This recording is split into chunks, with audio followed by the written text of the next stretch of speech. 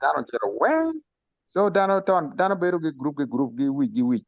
Juba dongo, juba tino, giro gwen. Karba dong, ochako nying dano nying bonyo gi, nyikij kalange, en group ni wen nong.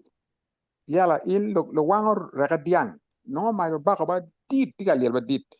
Lo kero reka diang, ene lo bolo chere ma kuja. Ko cheka dong ini gungu, piny, ke chi kayo ke ma kuja, ikelo wako. No ma mere liel lori ma ba dit. Ikaro chani, wono ngoy mo kayo, ngara chiel, mo ber ki batanga, nyinga la uno. En mo ber la wi muaro. Gere me la cham. Gere me la chuij, obero wono ngoy gi. En munu giba pajok timo, munu pajok timo be, lakini chala chero bolo roga chala tuko gini ki ngolo karba ki timo gi enoni. Lo neko inda ko taban, lo neko dana ko, gi neko dano. Lakini pajok gi gena ko, karba dong gini gi, oka ma dong dan te achere ganga dote ganga ruo dong, gang kalba dit. Walai ma enoni nyon ko dong do buru kari gimatiri ma pere ya. Mwana ko giga. Yara no okado kuroko, okar en ko kur miro nyono ko pe tiba munu kar me nyuru gero pa cho gini taban karo Okay. tu ke dano cherong dano ti mielo ga do terong ni na yo en muno agang na ke taban kar gi munyi no gino pero pere dong en ti ga mo ko taban yang pa do kuya kal do walo kom chona gi no ngani dano en no miel anya ka dong ye ingi wunya ingi ye anu ni mi para renga kono ko la tamge emon stable dar kiba yang culture ti borwa ke de pade ku taban ini chero ma wagang ma nyer taban no mena pere uli bero ot ko no ume cha ko lo go renga ko taban lakin be taban kar jani ino ni dan pe lo ba tim gi pere ngo gi pere ma ngolo wi anya yo kulu nyoka uno tiena ni mako lo orun be de badero ka nyaklo kere wo mer bina yo ga gini ere ngore ikor lo ya no na ma luo in la emun gi gaba no te ba yang borwa chon ku ja Okay. So this is coming of age, pacho. Before you be being like jo, lo ter mune dog maj, unyono maje, well unyono gene, gene. What do you say? Okuru mokaro ne. yes Mundo era ngi ni no nyuri no ngi wide bibina like jo.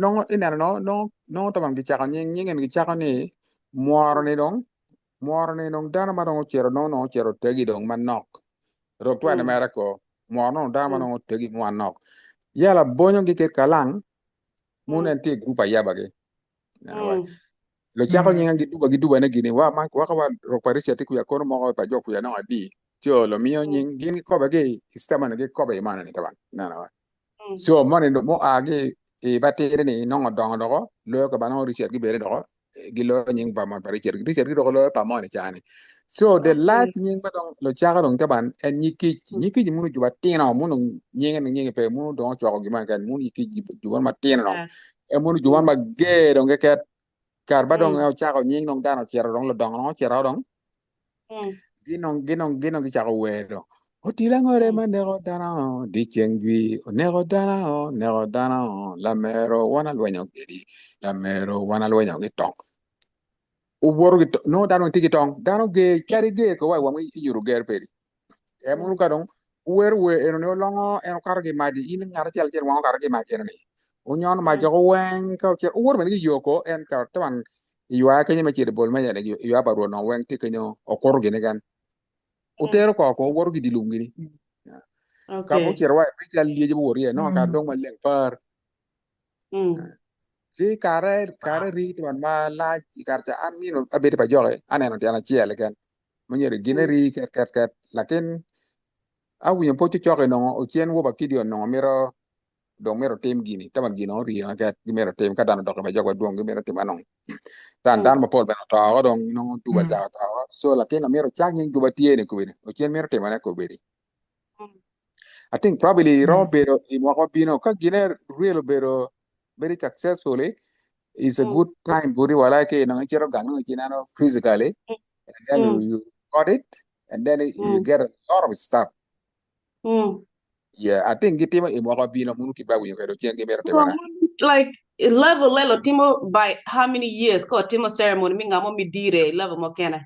Dar wa awa ber mina ber pa joxe dong pa joxe Mm. see only one times yala me Mm. dong ka chane gilo pa lwen gi dong dano de Mm. nganda ta dar mo tere refugees gi ngong gi dong ne chalo ko bala cha ko gini ko dong ono dong do nwa ya dong Mm. bad dano pe pa jox Mm. Mm.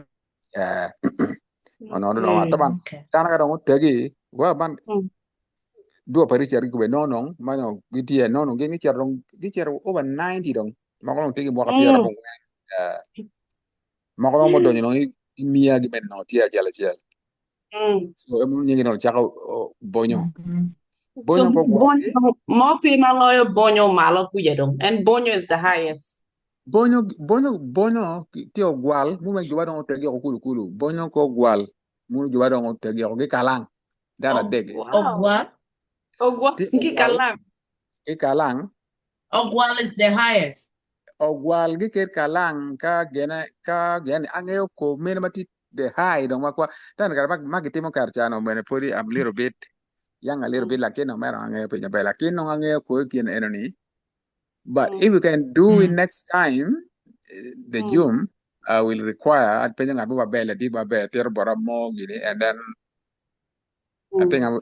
Ram what the Borigi Baduong no. Mm. Ginong yet banong, Muaro Lunge, Niki Jon Kenyon, Munudong, Muaro. Mm. Kamuaro Mm. Kabino Niki, Munu Jubadong Te do any money, para the cat now for the Porgitek. Munduong Mm. in Muaro. Mm. Mm. Lakin Like in the Kalang, 40. Funny. Bonyo Kalang, go Gwal, Munu Jubu Tegi, Kulu. Mm.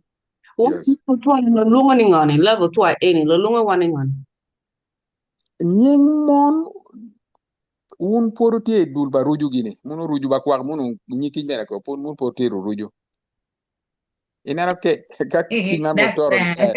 kinga mo toro na ogera ti batane munu ajer munu ruju lakin wan pir wati nyiki jonko beri Achan war what year the One month? ka aboy maybe gore can move to nyiki jong little bit lakin ta ba nying Hey. mon nyingi pere taban okay. munu chaka gini bo chaka bo choy kan Wala gi Okay. society to ngodong timo lo lunga gimon dong pe mo lo lunga gimon wana ruju wana gani. nying mon lu chaka ko ile cho ai lu wa nying cho kan mon pe Okay. ya Mm. kala Okay. tanya ka aboy can remember longo mang logo pa jok kuja ni ka aboy can remember no onyo timo gine one more day inge mabe Longo, ode. mm Longo pe, ring. lakini inge wa longo wai Angeo ke mo lo luongo ni longo ni, but ai kit mi timo no ring ya. Kono lo longo wero enoni ni ni. Wen ange wen etie. longo taban munu kitbe pako nying gang peri kipe paro boyfriend peri kipe paro ngo kit gimo kan anyer mun yal pajera awu benon chero kuya taban ino kanga badong no winya kere don kuya no no jako boyri Mm. kono ino kanga do kono wore ni chemo kono ge malaga woro nano kiyo gi kono na no no inti no inti no yom Ikaw mi Malaga. ina na wai ya ya munu longoni no duetie don po godong anyer mere anyer lo nyata ban ye ina Oh. anyira lwenya moko en ono no laran boyfriend yu ma nok don anyira lwenya pa chala anyira batanga ge chero anyira Mm. batanga ko luonga luonga anyira batanga anyira batanga weng donyo iluong li kene weng donyo anyira yu amen Mm. no kakaro ba dit dongo gi kani ba dit Mm. na Mm. ge ko ker wer mer gini akara mema wene mo kera gina ngeo Mm. Mm. Wow.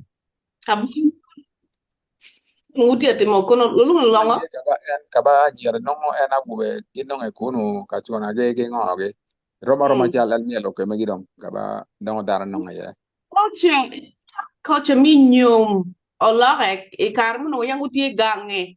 Por la nyira miela i kwanya anyaka mi miro nyumo nene. Culture ne olorek i kwala nyaka na wele chichira dungi waje both parents pa nyaka nene miro nyuma nyaka Uh, ne. one wan bora wana chuli ajer wakwala nyera ko nyom bongo loje nyom dwa chuli poro gat en karo kan poro roma but Okay. ba do ngane pata ban yang chon chane pol dan be maro chere kanisa ko dan be nyom en gat ko cholo lem ya dan ga kede ba dong Okay. bai dong karong dan chere kanisa ba duong no lakin nyom bodwa bongo loje Okay. Ang cholo jaha. ile cholo So, luk cholo chene cholo luk tie tiana yo tie luk moni me kwe maka an imiro nyagane ko e cholo luk tiana chiele ken munu luk be kwe no e kwero nyagane Andi. e cholo tiana chiel lakin luk ti tiana yo ma ino ke miro nyaga dong e cholo luk chiel ki luk ma yo nana wa cholo luk tiana Okay. Munu be mi angea. Jumbo yo kita mana gi nyome go cholo gin wanga chele ken.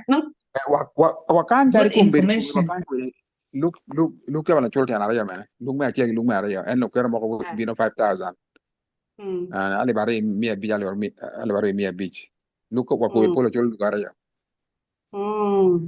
Okay. Munu mironge. and Okay. then yom taban yang paja chani ka ini ti ko mego wa ba maktu ri chal inu ke da bo ko ka gi nyom un lim perika o nyom gi daga boro ken mero o ken be ina ilu ko ken ka unu kwer gi chweri o ken mero nge boko chana erani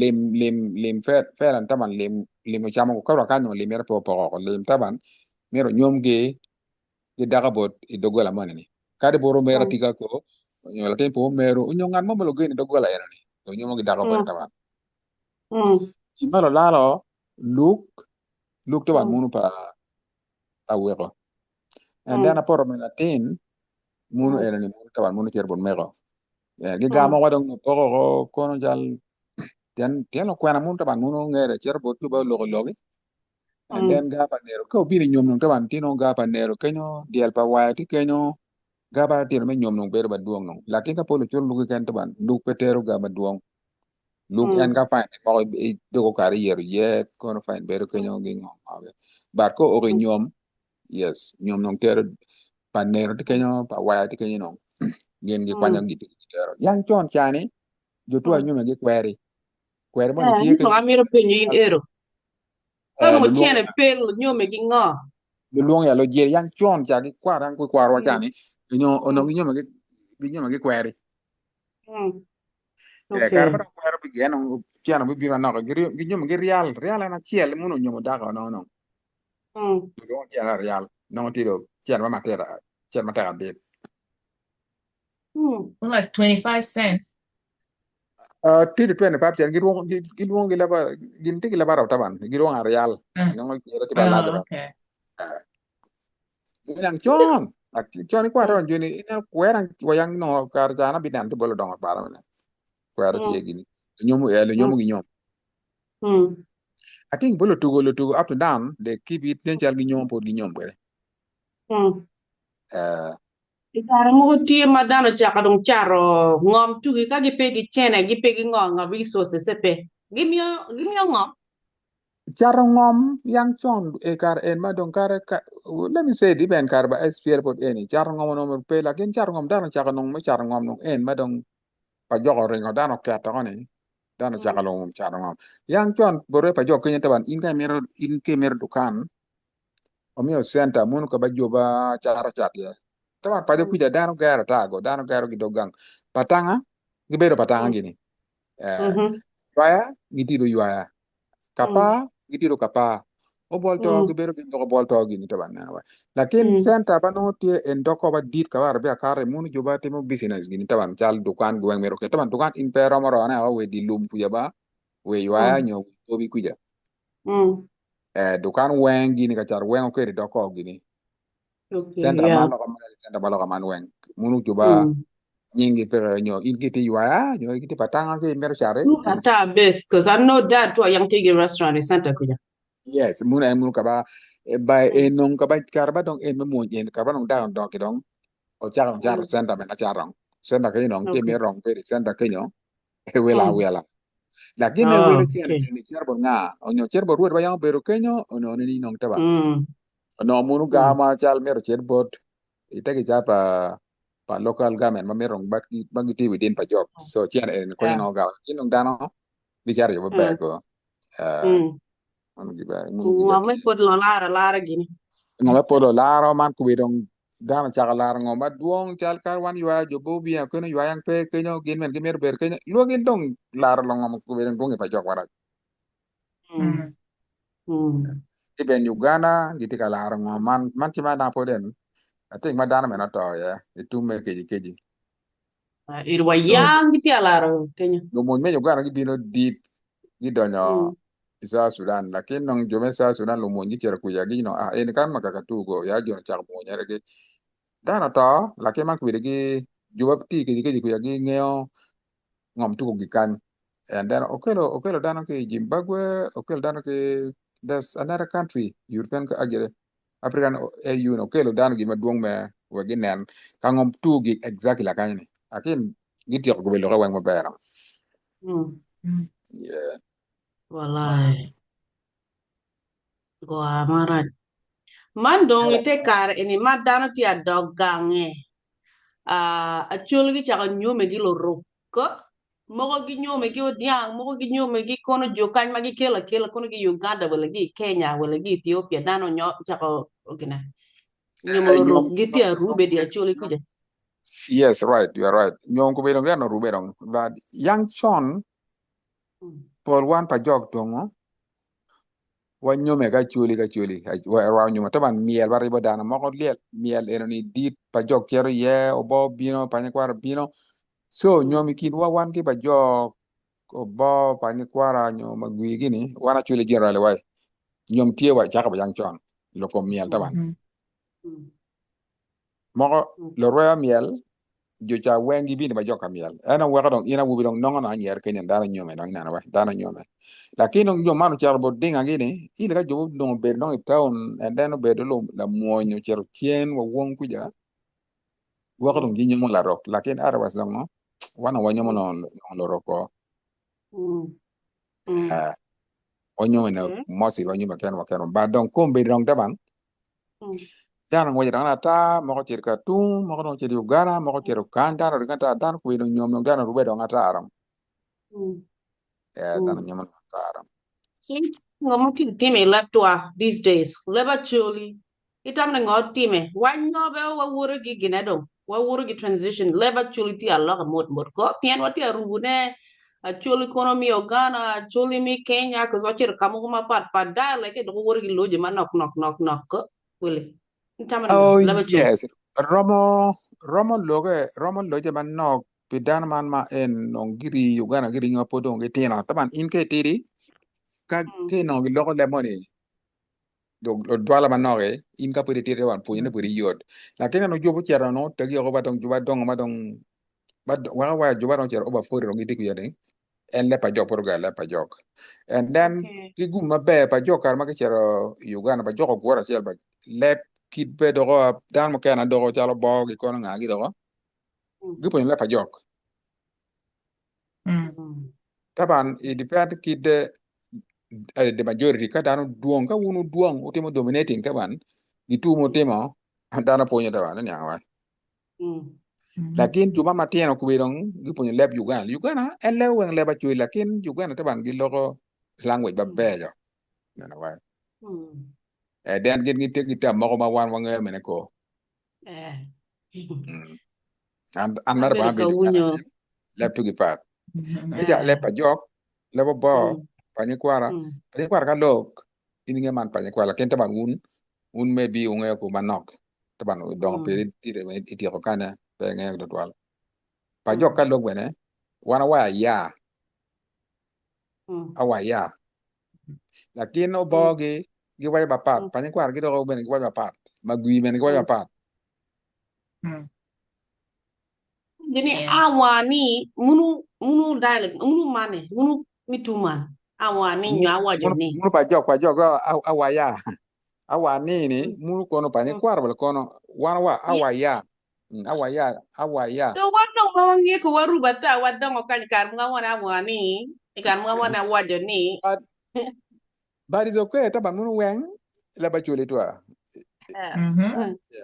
Winyo. Okay. Yeah. Wapo. That's Johnny nin interesting. ba introduce one. Chaka gila ba chuli. Tin wa joining. Gi gina cousin to Alex Odera. Oberka tira look mogo mi gina coming of age. Cho level na lo lungo gini ngore chaka gi iwani ngode koni ogwal gi gina gi. Wati go gwal, wati gi bonyo. Ko chira wa wong pin to Ngini. Wati gi kalang. Kalang munu juba dong. Kalang bonyo go gwal munu juba dong tegi go kulu. Ka moarong moar bi lugu ngegi dong. Ka dong juba jwa wang no nyiki. Okay. So tini awobe to a gang mi neno experience erani. Gin ko chako initiation tugilo bi lungo giningo awobe to a man magete mo kono 20 gi 24 25 26 gini. Munu gin general weng le choko gin munu gin weng por ruju. Nyingi pot nying munu gin ruju. Okay. All right. Ruju ni nyiki jong munu juba dong lero bero jing mabero. Okay. That's Okay, munu jo magiti in the 40s lo lungo giningan. 40 years old. Okay, ngene. Mulo lungo ninga. Okay, ngino cher nyiki jong na. Nikki. Okay, good to know. Apo un Maraj apo yin kino data for joining. Dong 5 minutes. Iti gi mo story da do mo ti mi miro share gi mo funny. Ma wa gi nyer mo man nap. Gi mo ma kuno yu mo chunyi ki wunya loke. That wo waji lok mi apo yo. Ini tamo lok mo ngo ba tie ma yang di pa jok ku ja wala di chuli ku ja man maka waji nyer ma be. Ododo for real, ododo baga ke tapar ka gana ya ke ngarwa mar kordo do yang borwano ngo nyun. Okay. Pero to. We man kong next time I will try to connect him. Ka eno ti line kan you can add more about the door. And jar tika cho ana chabo kana ana chabo kana cho ya gola bana. O cho do ya gola. Bagay. Daman Miro gina di waji. kono dini ni odera. Munu dini lo tugu di wo wala ki di change. Dini lo tugu di wo. No en no lo teno chamo yengo dong. Dini mun ba tu pa lo teno ma potena ma kwa pege ngeo gimo. Lakini no ngada mo tegi man nok dong. Ba ko munu tugu mo chiro kana ko. Inong dini ni ini bero piny lo gi tor wi ma tek ko mo da dini ye oto be kono ngane ka dong gene pu gi dong ko pu gi dong mu ngon gen gene kana ko ini mi ti yengen so ngaba ka ini nongo dogo en do bero piny jogo lo miya wange yala kono Musu ana gene lo wani dani ba yang to tela charo. Mu na no ti ko wena wena no mo I wear ba ti wena ini ngela mun ajir mun wena lo wero munu Oh, yeah.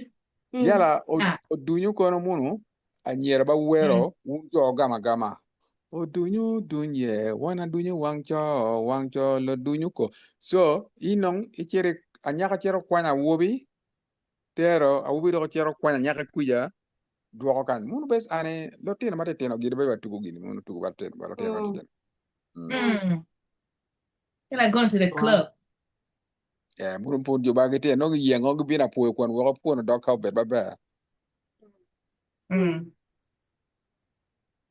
Question no amira pen ipenyo ino dera doa ai ya yang mo ngo wati dikira dongo wati di pori ba wati no mo ko na bora bo ngwande gmunu ne watugu ne giri wo ki nena jut ringo ne jok lo gak do ngwet ni jok giri wo inena tibo mo ke ne ringo ne jok ti ali an ko na nga any story gini mani kono ki neno jok gi ngo gini muti do met bula dad deal actually believe ni jok ti yo wala jok gina ti kindana what do you think era ne ena ni makene te true bukan ti kom lok taban lakin emine to daga jut in ki chak wor gi wo te ka chak wor kari ka yende ki chak wor gi wo gi chak dano nge chak nena ta wai luor bi ni chunyi gima gene anyim ku ya be ngare ndia kiyo in munu be luoro lakin ka in wor gi wo i wor ka straight ba men in nena nge nena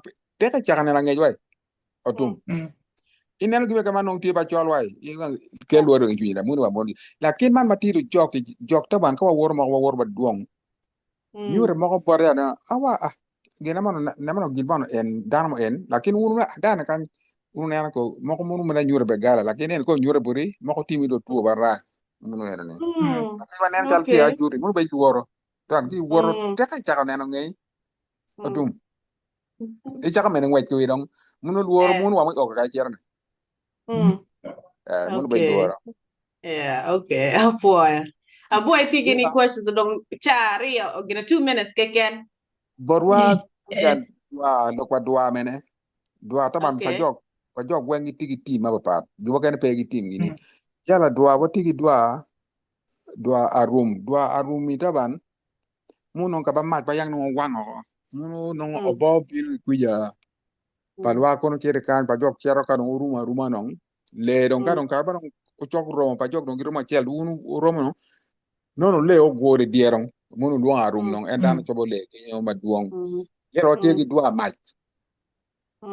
mat erni ka ba joko chero patanga chunya gi nger moni ka pa chunya gi moni dumen chunya moni bobi kono chunya ma dong wang bino romo kede diere no ka dong ma cher ka romo ne diere ko no lie ji ku ya mo ka te no gi bara le ba dong o cha ko dong lie jibi kono ngu ga tiere wa ino ajoro bino ajoro de ko bino ka in pengeo kibe o joro ita ajoro ne ina to ina mara ka ba wi ajoro gom e ma jalo no tonero ni tipo ora pa kuja tonero ina ka ba no wi gom ka wi gom ma ena ni in mi dogi in mi dogi nge kere ka ba wi ajoro gom ajoro ka bin tawan kenyo mundo ma do chere ye to er ko gaba reju weng tie ya ma inongo le no wang igwero come men pegedon mo kana imoda moda dar amuno tonera ba kuja nyimo bikela okela game en nyere kon melo tugo ya yal gino ta ko moja kot tal dugu bong ni no chako penyo gino ni no kan la ko no yo pere mor kar ko ma kana ma ko tiene mo ywa no ter ka ba wi ajor ka ba no ajor ko pere no ter on tien ni bongo me ki doke dwa kulu ni be game it's very scary we appreciate you so much. I think Zoom made me hold on. Kalas ayela pe one more next time